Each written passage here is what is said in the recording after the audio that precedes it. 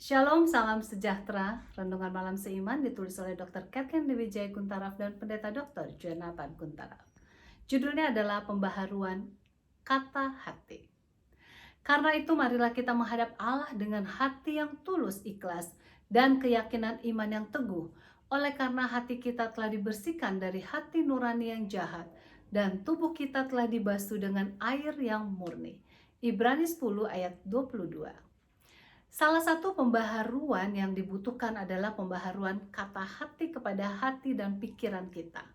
Kata hati atau bahasa Inggris disebut dengan conscience, berasal kata dari con dan science, yang mana berarti bersama pengetahuan. Dengan demikian kata hati seseorang tergantung kepada pengetahuan yang dimilikinya selama ini. Kalau yang ia dengar selama ini bahwa membohong itu tidak apa-apa, maka kata hatinya akan mengatakan membohong itu bukanlah suatu masalah. Dalam pembaharuan kehidupan kita, maka sangat penting agar kata hati diperbaharui sesuai dengan kehendak Tuhan. Kata hati kita adalah jendela untuk menyatakan bagaimana kita meninjau diri kita sendiri, terutama penting dalam hal hubungan kita dengan Tuhan.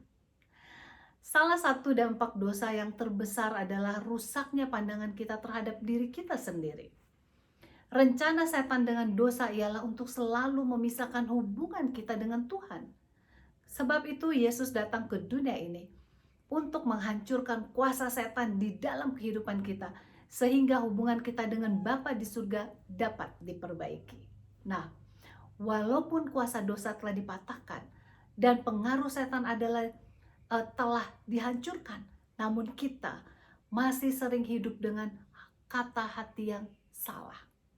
Betapa sering kita merasa bahwa Tuhan itu sedang marah kepada kita, sehingga ia tidak mau bersama kita, atau kita sama sekali tidak akan datang kepada Tuhan.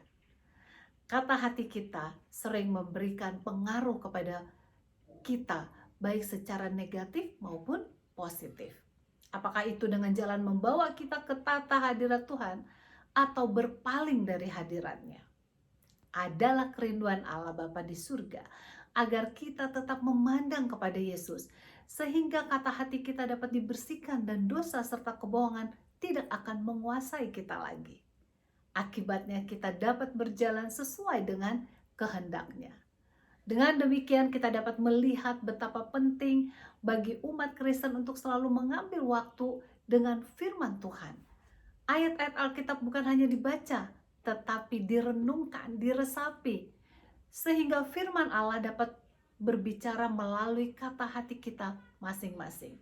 Hanya dengan cara ini sajalah kata hati kita dapat diperbarui dalam kehidupan kita masing-masing. Kata hati yang telah dikuduskan di bawah pimpinan Roh Kudus akan menjadi penuntun dalam kehidupan kita pada saat kita dicobai atau pada saat kita mengambil keputusan apa saja dalam kehidupan kita. Berjalan bersama dengan kata hati yang telah diperbarui menyebabkan kita tidak ada lagi perasaan bersalah, melainkan memberikan sukacita dalam kehidupan kita. Kiranya kehidupan dengan kata hati yang telah diperbarui menjadi bagian kita masing-masing. Tuhan Yesus memberkati.